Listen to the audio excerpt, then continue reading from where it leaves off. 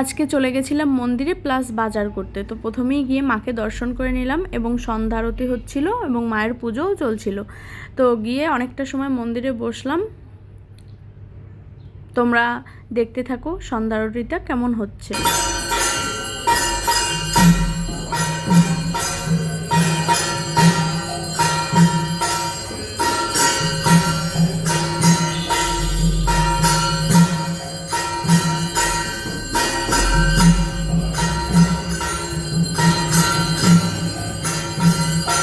তো তারপর চলে গেছিলাম মুদি দোকানে, গিয়ে আমার বর কিনছে এসব আমাদের যা যা লাগবে টুকিটাকি। তো অনেক কিছুই মুদি বাজার করেছিলাম। এটার মধ্যে জানি কি ছিল আমার মনে নেই।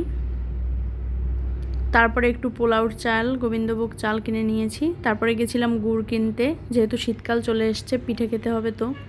তো ভালো গুড় কিনে নিয়ে আসলাম। তারপর আমি আমার বরের পিছন পিছন হাঁটছিলাম। ও সামনে সামনে হাঁটে, আমি পিছন পিছন হাঁটি। তারপরে কিছু সবজি কিনে নিয়েছি। শীতকালের সবজিগুলো দেখতে অনেক ভালো লাগে, সব কিছু মনে হয় তরতাজা। তারপরে পথে দেখলাম ভাপা পিঠে ভাজছে, তো খুব খেতে মন চাইছিল। গরম গরম 2 পিস খেয়ে নিয়েছি, খুব টেস্টি ছিল। তারপরে আবার দাঁড়িয়ে চটপটি খেয়ে বাড়ি চলে এসেছি। টাটা।